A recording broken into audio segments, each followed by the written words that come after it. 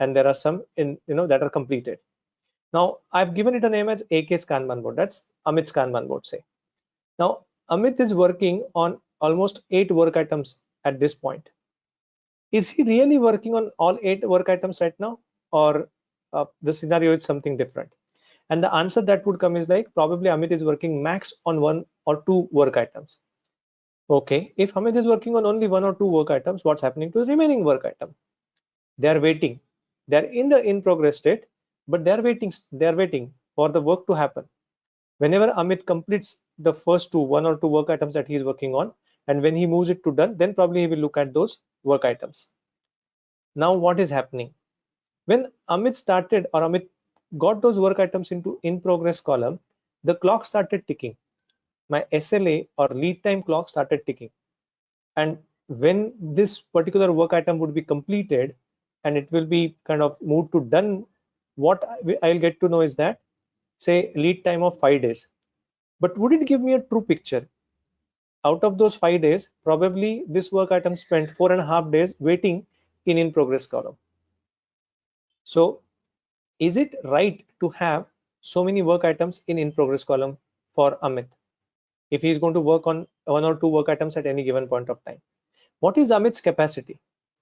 So it gets decided that, say, let's say Amit's capacity is 3 work items at any given point of time.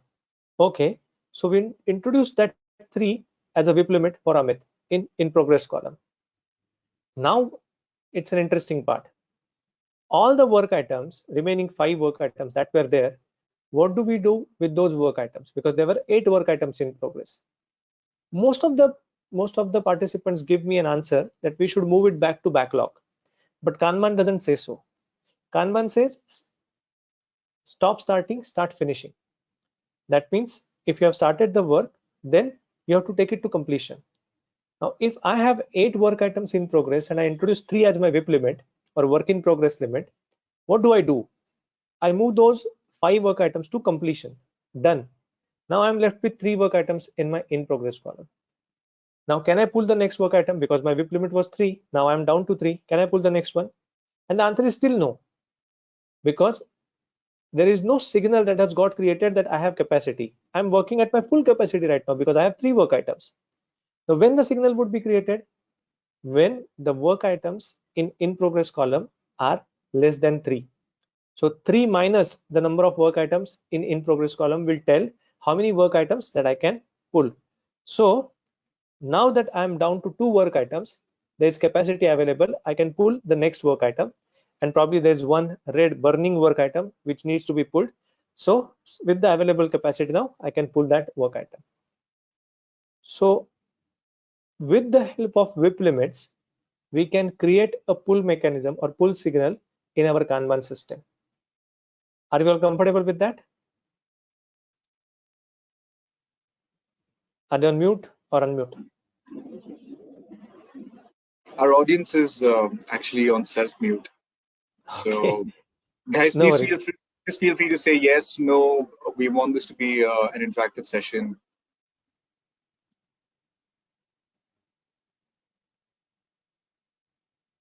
Okay. I assume I will take that as yes. Sure. Yeah. Hi, Vamsi. Is there something that you would like to add? Unless I missed it, I want to know what happened to the 5 items in the in progress column, which the person is not able to handle right now because it is beyond his capacity. So I said that it is stop starting, start finishing. We are not going to move it back to do column. We are going to complete it. So they are moved to done. If you see those work items which are there here, all those work items are moved to done column here. And then I have brought the WIP limit down to 3. It's always left to right movement. It is not backwards movement in Kanban.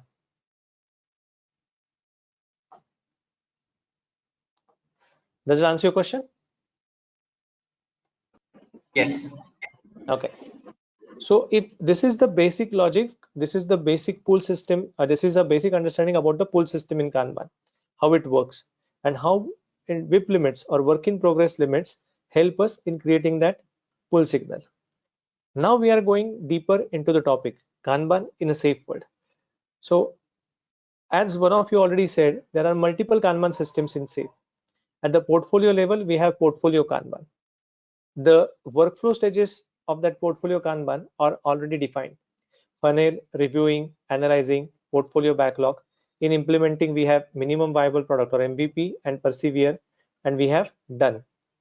What do we track in the portfolio Kanban system? And the answer would be Epic. So we will, all the big ideas would be captured in the funnel.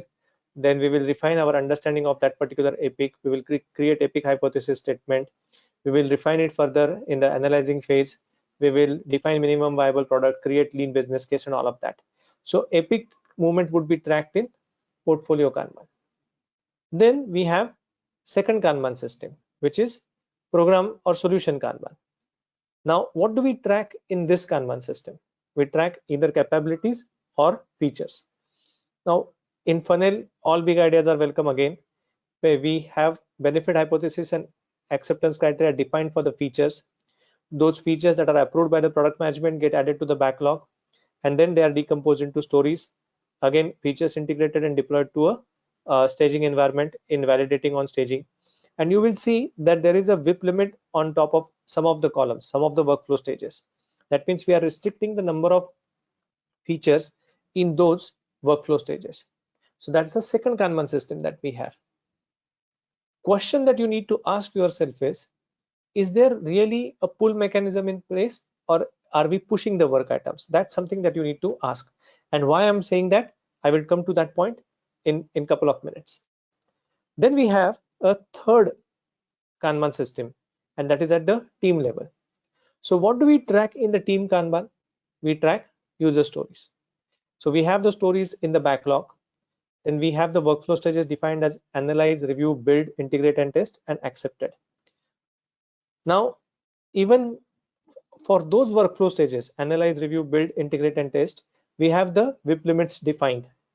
And we make sure that only those many number of stories are there in each of those workflow stages. But here comes an interesting point. Now, this Kanban board is for one team. In a SAFe environment, what do we have? We have a development value stream. We have an we have a portfolio.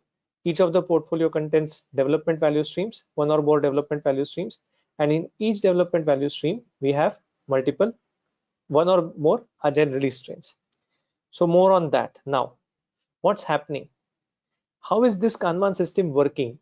And is really a pull mechanism in place is something that we need to question ourselves. What happens? An epic is entered into funnel, and then it gets into reviewing stage. In analyzing stage, we look at the lean business case. There's a go no go decision that has been made. If it's no go, then that epic is done, completed, it's moved out of the queue. If the lean portfolio management function decides that we have to go ahead with this particular epic, then it is moved to portfolio backlog. In portfolio backlog, there's an event that happens which is called participatory budgeting, where some budget gets allocated to that epic.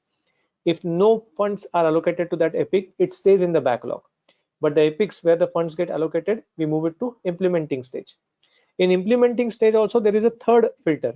So first filter was lean business case. The second filter was participatory budgeting, which was in backlog. And now we have a third filter, which is minimum viable product.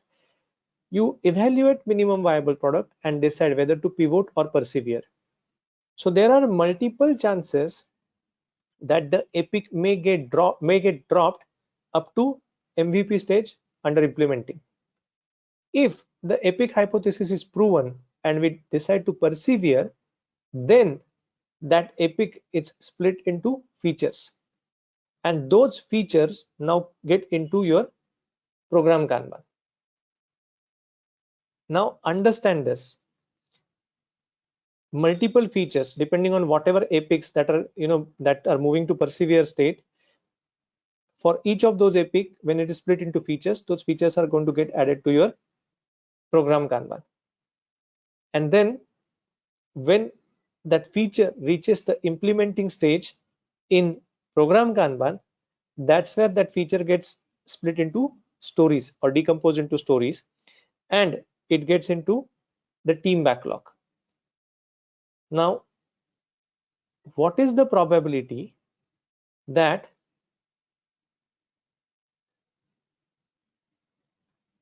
the flow is going to be smooth and whatever we started at the portfolio level, we are going to finish this very quickly? How is that interaction happening? Look at that interaction now. So we start with an epic. It reaches a persevere state.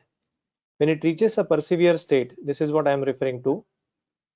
That epic is split into features. Those features get added into your program Kanban. Then analyzing backlog and in implementing stage, features are decomposed. This is what is mentioned here. Features are decomposed into stories. So those stories get into your team Kanban. Once the stories are accepted here, then those stories are integrated back into features and they get into your program Kanban again. Those features integrated and deployed to a staging environment, and they finish deployment testing. They are released to customers independently or all at once. And once all features are complete, your epic is going to be completed. See how the funnel is getting created.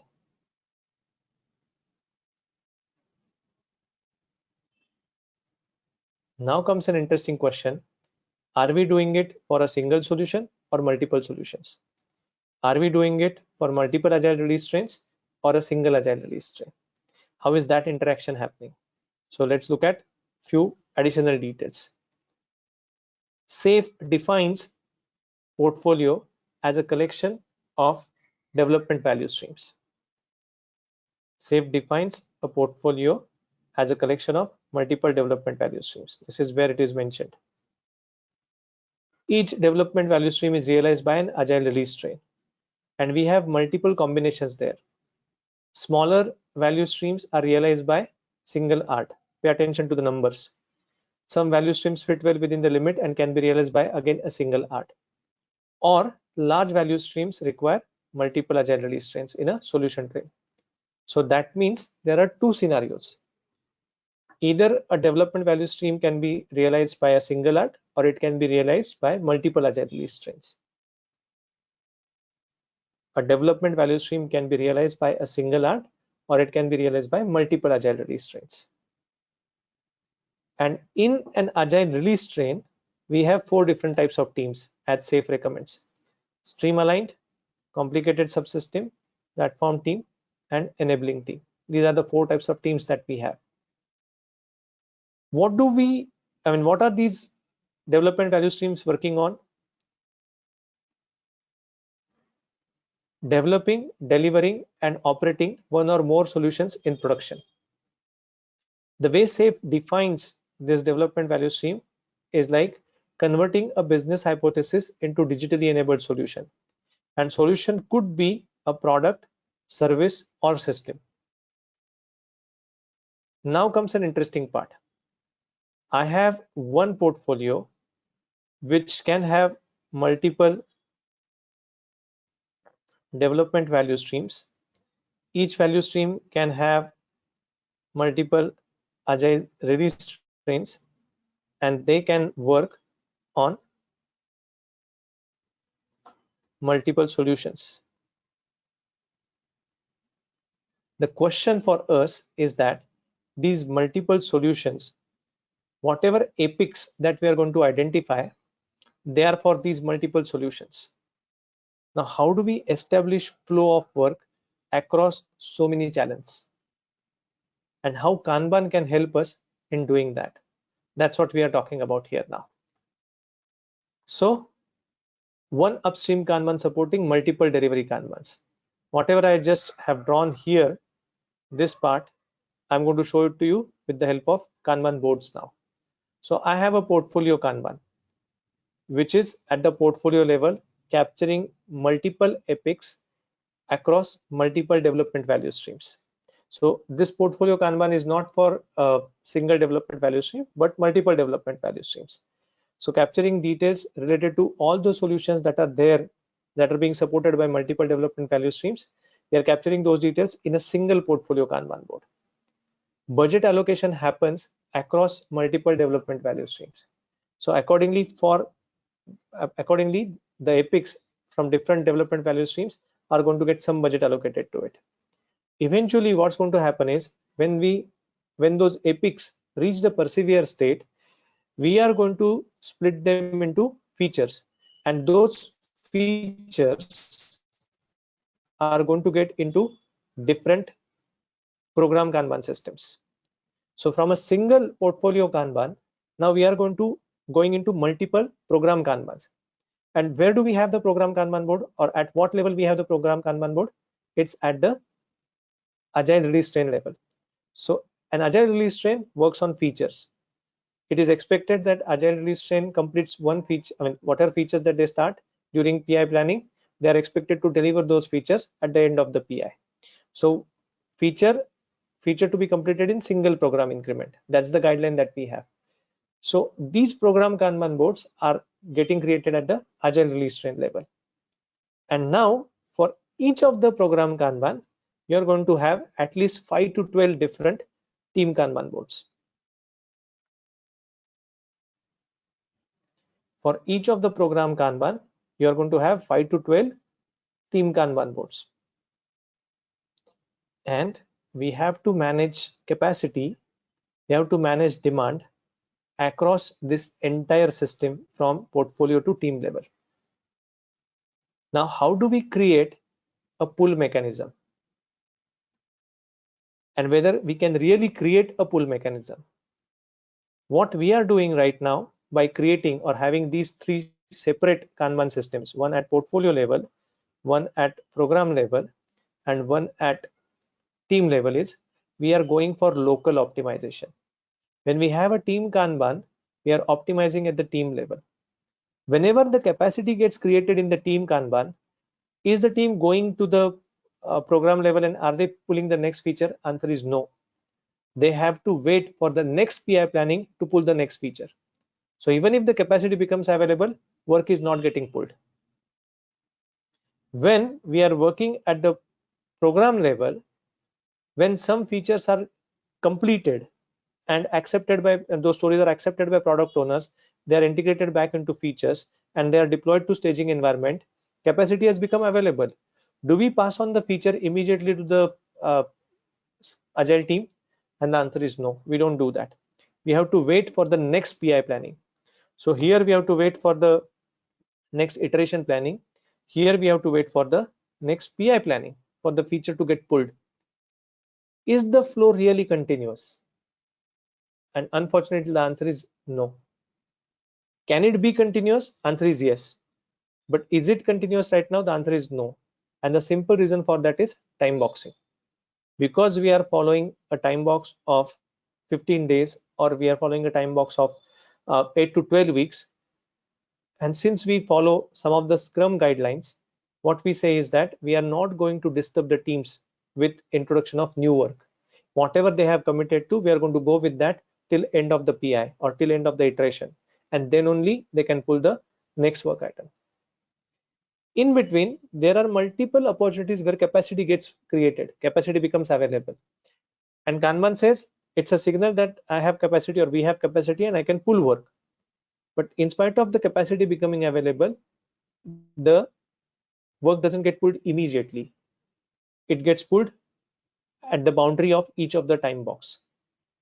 Now, in addition to that, understand the total capacity that we have for a portfolio. In a single portfolio, you can have, as we saw on the previous slide as well, you can have multiple development value streams, and also you can have multiple agile release trains. And each agile release train's size is going to be different. We are not going to have same size agile release train. So every agile release train is not going to have 125 plus people. In some agile release trains, you can have 65 people. Another agile train, you can have 90 people. Another one would be having 102 people. Another one would be having 125 people. So different sizes. Each agile release train is going to have different capacity. Now, for that particular program Kanban, and eventually taking it back to portfolio level, you have to do the summation of all these capacities and decide how you are going to do the movement of epics across your entire system, across our entire Kanban system. That's what we need to understand. So how we are going to look at it? Our goal in this flow system, our goal is to make the value flow to the customer. We have to deliver that value to the customer in shortest sustainable lead time. That's what we learn as part of Safe House of Lean. So whenever there is a business opportunity that emerges, there's a sense opportunity, fund MVP, organize around value, connect to customer, deliver minimum viable product, pivot or persevere. All of this from here to here, all of this is happening in your portfolio Kanban. Deliver value continuously is program and team Kanban, and then learn and adapt. How much time we should take for movement of work items from here to here? That's going to be your lead time. And we want that lead time to be shortest sustainable lead time. If I go back to the previous slide, and if we look at this entire flow, what we are understanding is we are not pulling the work items immediately as soon as the capacity becomes available. So that pull is episodic. And also another important thing that we need to understand is there are certain work items which will not get prioritized at any given point of time, because the prioritization mechanism that we use in SAFE is weighted shortest job first. Now with weighted shortest job first, there would be some work items which would be there in the backlog, but they will not get prioritized. So they will always remain in the backlog. The clock is ticking. It started at the portfolio level, it came to program level, but now they are not getting pulled into the team Kanban level. So their lead times are on a higher side. So how quickly that opportunity is getting realized, that's also something that we need to understand, and we need to capture those details. What do we do is that we capture these details for those work items which are getting completed. I mean, the features that we deliver, we capture those details for those features, like what was the lead time and all of that. However, we do not capture, and there is nothing in SAFE right now which says that how many work items are still there in open stages or aging. That information is not getting captured. And if we capture that information, we will be surprised to know, looking at the age of some of the work items, like how much time it has been there in the system. Now, we started at the portfolio level, then it gets split into, the epics get split into capability, they get into solution train, capabilities are split into features, they get into agile release train, and features are split into stories. So that's how it flows. Now we are talking about three things here: flow, competency, and outcomes. And I'm not going to go into details of those three words right now. But we need to look at the end-to-end lead time of the features, and we also need to understand where are the delays that are happening in the process, and for what type of or what kind of work items. Because the metrics that we are talking about are these 6, which are described or defined on the SAFE website. By the way, they are coming from a book called Project to Product. So we talk about flow distribution, flow velocity, flow time, flow load, flow efficiency, and flow predictability.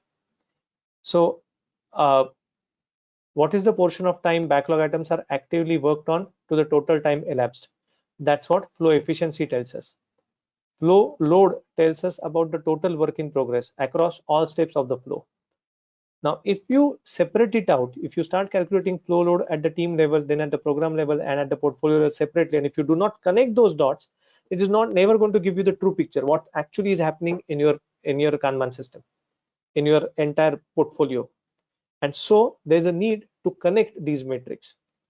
Now, if that's the scenario, if that's the understanding that we are going to have, how is it that Kanban helps us? Now, so far all that we have discussed is how it happens in SAFE. Now, how Kanban body of knowledge helps us in this scenario?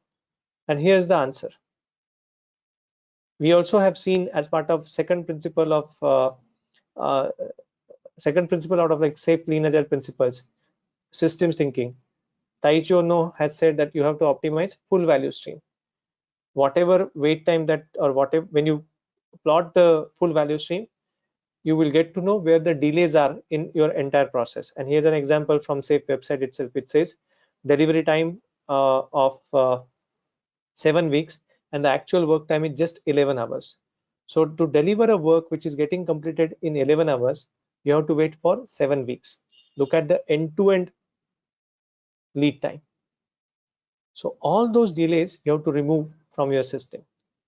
Here, SAFE also suggests that whenever a business opportunity emerges, you should be able to leverage that business opportunity in a span of 4 to 6 months, not more than that.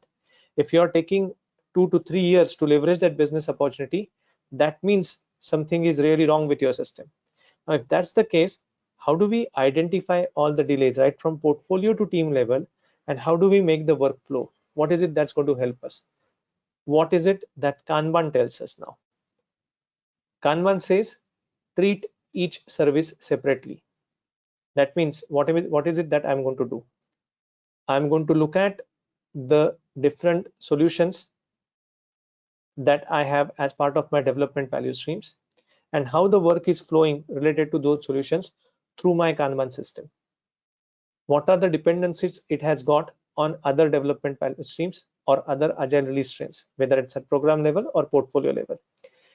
I'm going to manage the flow of work for each of the solution, one service at a time. And then I'm going to work on their interaction. That means once I understand how these solutions are flowing through the system, through my Kanban system, I'm going to find out their total lead time.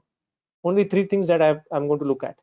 What is the lead time? That means the time that it takes from start to finish to deliver that particular solution. Then based on that, I'm going to come up with SLAs, my service level agreements. Okay, this is what my current capability is, this is what my capacity is, and this is the time that it's taking for me to deliver a particular work item from start to finish. Looking at their interactions and using various Kanban cadences or meetings, what I can do is I can introduce a WIP limit, not locally, not for local optimization. I can introduce a WIP limit for my entire system. At any given point of time, these many features or these many requirements are going to stay in progress. And once it gets completed, then I'm going to move to the next one. I'm going to pull the next one and pull the next one and pull the next one. So that is how Kanban body of knowledge can help me optimize my entire network of Kanban boards in the SAFE environment. Now, whatever I have told you right now is in brief, just to give you an overview of how it works in the Kanban body of knowledge and how it can be incorporated in SAFE to make the flow of value even better in our development value stream, right from portfolio to team level. Before I move to the next slide and say thank you to all of you, I'm now opening it for questions. Like 10-15 minutes, we can have some conversation about what all we discussed, and then we can close this.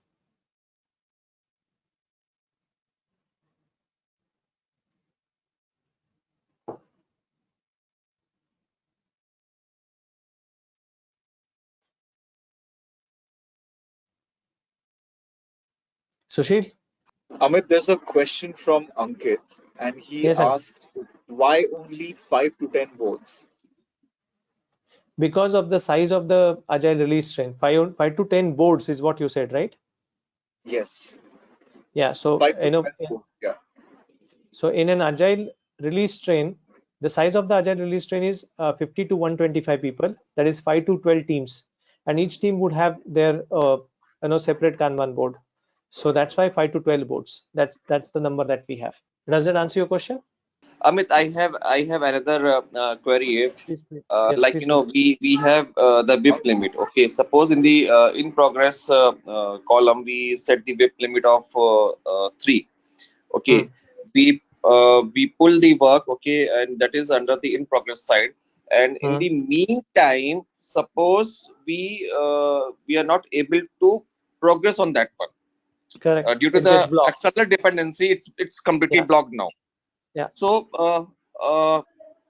what we need to do? We need to pull the another work, or do we need to put this card still in the in progress column? So there are 2 answers to that question, Ankit. One is you continue to have it in progress. Your capacity gets blocked. So you are forced to resolve those dependencies and move the work item forward. That way you can complete it and deliver the value to the customer. That's answer number 1.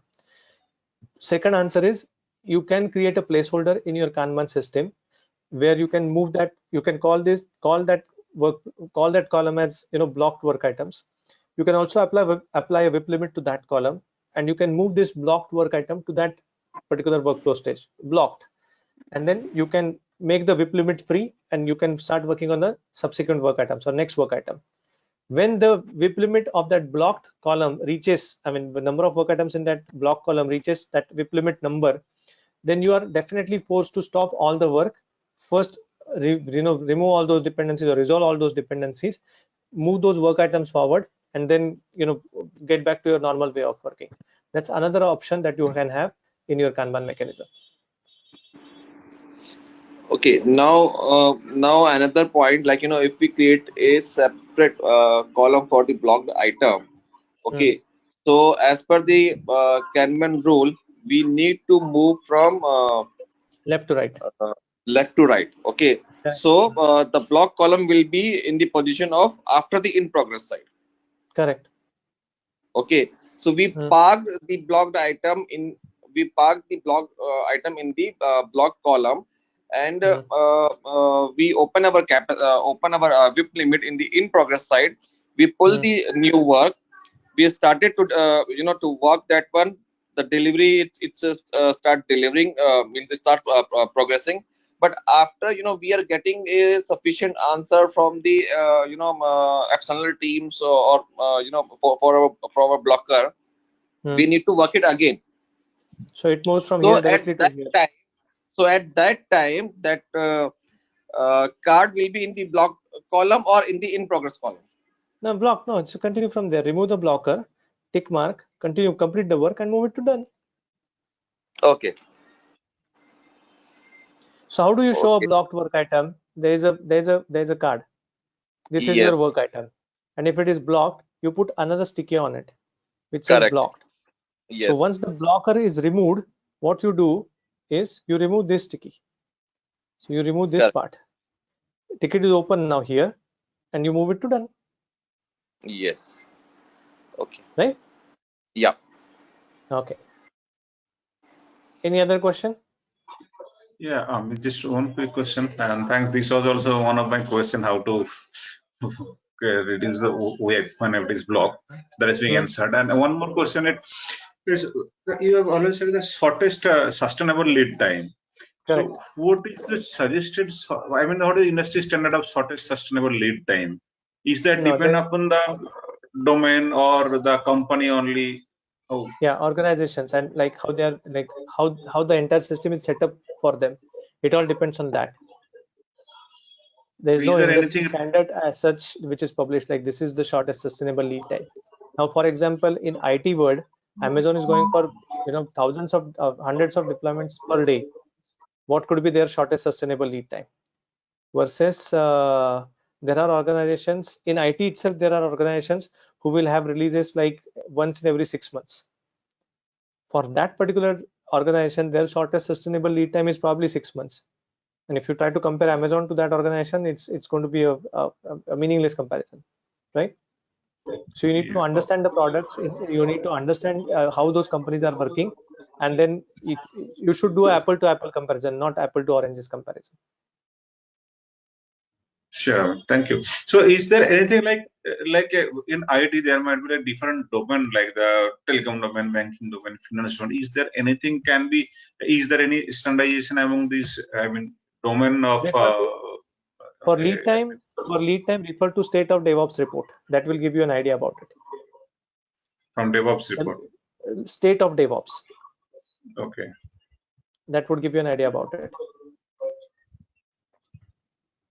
They talk about only 4 metrics in State of DevOps report. One of that is lead time. But in calculating that lead time, they do not take into account the time spent from portfolio to this level, program level. So this time is not considered. They don't take that into consideration. So from this point onwards, when the team starts working on it, when the team commits to that particular user story, how quickly that user story is, how quickly that user story is moved to production from here to end. That's the time that they capture as lead time. So up to implementing stage in program Kanban, from funnel to implementing stage in program Kanban, that time is not taken into consideration in state of DevOps report, but at least it will give you some idea about the lead time from this particular stage to up delivered. Is that fine?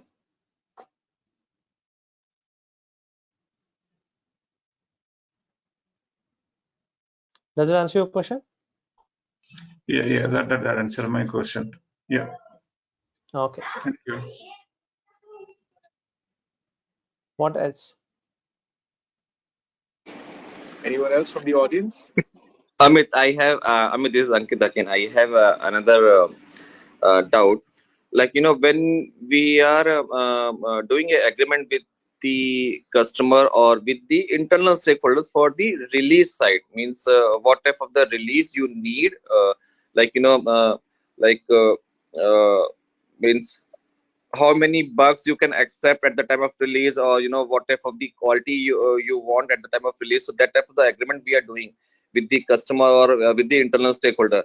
So in this safe world where it exists, means when we are doing a program level of uh, uh, program Planning. level of Yeah. training, or so not training, program level of decision, or portfolio level of decision.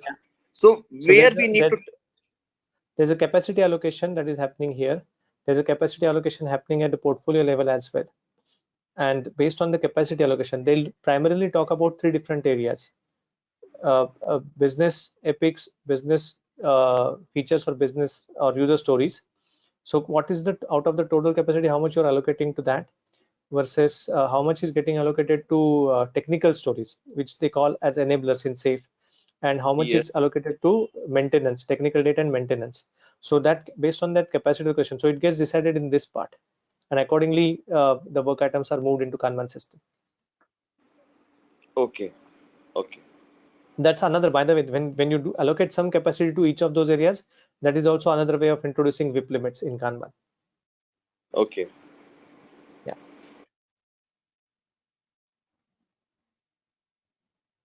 What else? Any more questions? We're open to discussion anyway, so if you have any questions, if you have any thoughts, Yep. any doubts that you'd like to share with us, please feel free to unmute your mic.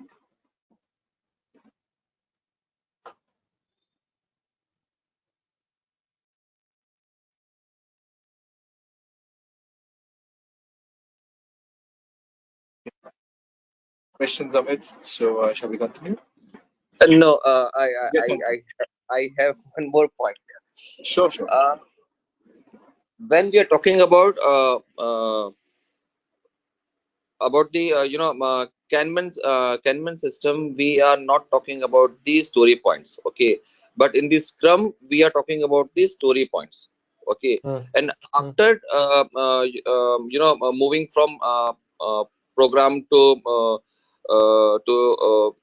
user story allocation to each and every team, okay, here we have opportunity to decide either we need to go for the Kanban system, or either we need to go for Scrum or the other framework, okay. But when we are immediately going for the Scrum, we need to go for the story points. So how these story points, means from the lower side story points, it's connected with the top level of the program level Kanban board.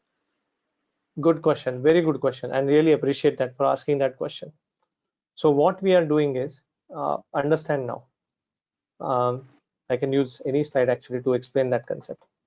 So you are equating it to the velocity of your team, right?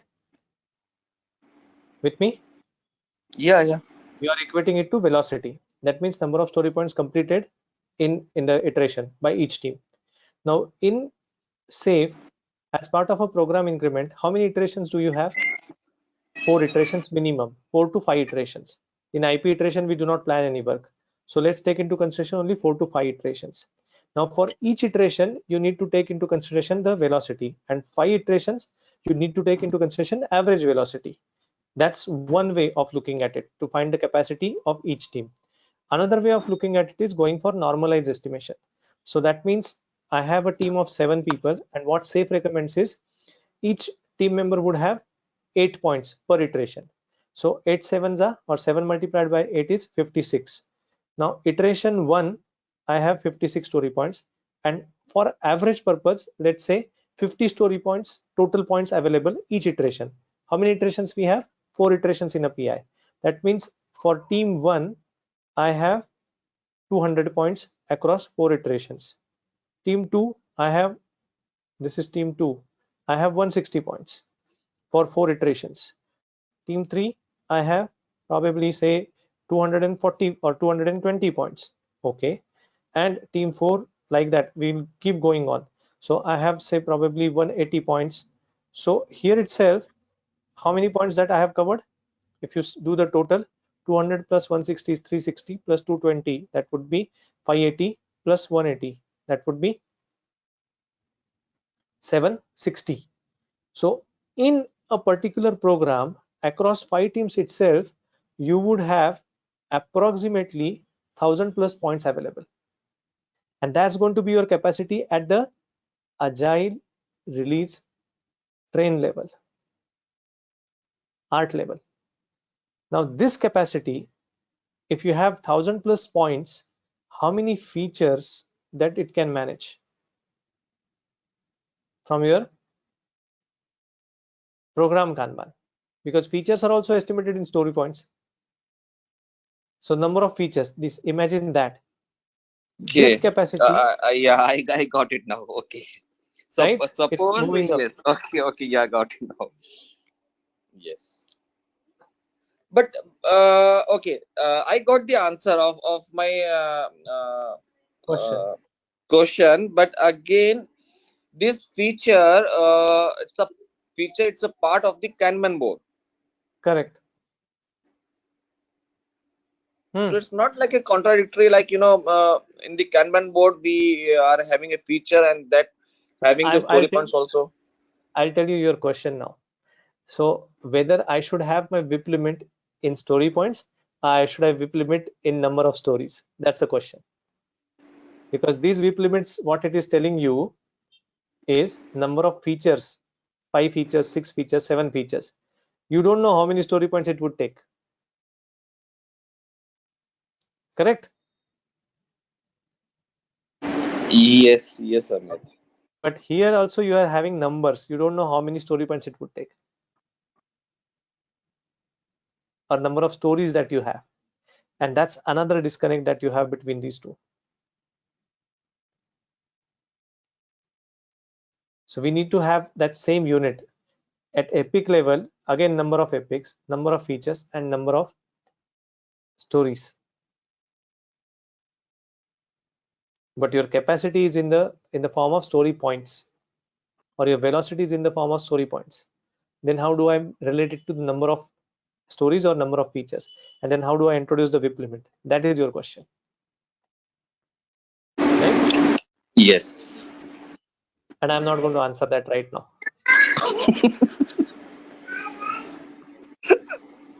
Okay.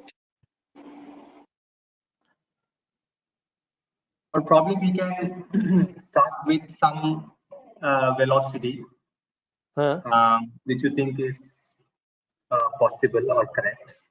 And over a period of time, when you have the actual velocity in place, okay, the predictable velocity in place with experience of few PIs, then probably you can go back and set the WIP limits accordingly. Correct. So that means that WIP limit is going to be in the form of what? You would say my velocity is 60 story points, right? Yeah. In 60 story points, in one of the iteration, you can have say 8 stories, right? Sorry, not 8, probably 12 stories. In another iteration, you can have 15 stories, and the next iteration you can have probably 20 stories. So 12 when you're slicing, 12 5s are 60. That means average size of each story is 5 story points. 15 4s are 60. Average, now 4 cannot be an average, so it is either 3 or 5. and 23s are 60. So average size of each story is going to be 3. Now this 20 number, what you have here is number at the Kanban level, right?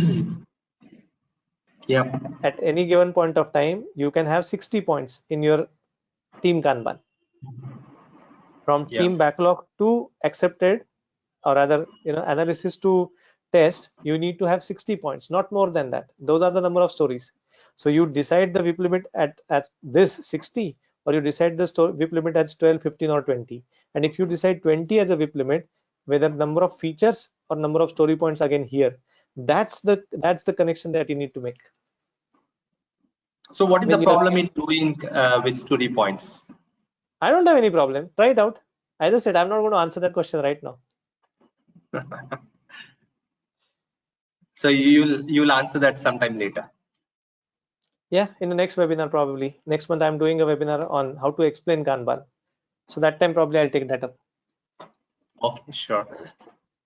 But that's a I food will for thought wait for for that. you. No, that's a food for thought for you. Honestly, think about it, how it should be done. Now, when I've created this entire end-to-end picture for you, and I've shown you like how the work flows, how should that pull mechanism work from portfolio to team level is something that I want you to understand. Whether it should be in terms of story points, or it should be in terms of number of stories and number of features and all of that. Now, why I'm saying that I will not answer that question in this webinar is answer is very simple. In Kanban classes, we talk about it as part of our upstream Kanban. So when we explain the concept of upstream Kanban, we spend almost like a couple of hours explaining that concept, like how to create that mechanism from start to finish. So it is not something that can be done or explained in very short time, like 2 minutes or 5 minutes. And that's the reason I'm saying that I will not answer it right now. But if anybody wants to have a detailed conversation about it, we can take that offline. Okay.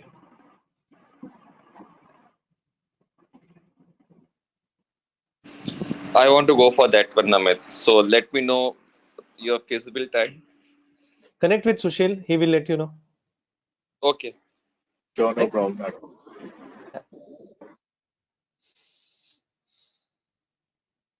So are we good to stop here, Sushil? Not a problem, Amit. I'm okay to continue for a while. If the audience has any more questions, we can always take a little extra time. So I'm good either way. If you want, we can give it like a minute or so, in case if anyone has more doubts. We already lost one participant. One participant dropped out. Yeah, yeah, because we've shot over by 3 minutes, I guess. So yes, I agree. Yeah.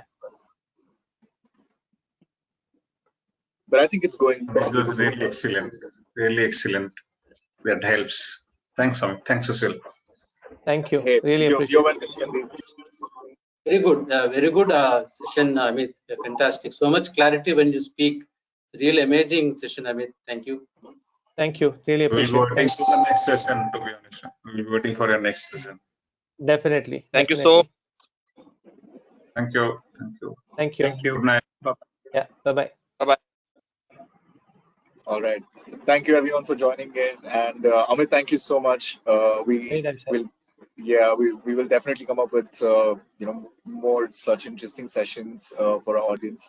So Yep. here's wishing everyone a good night, and we'll see you guys soon. Thank you. Thank you.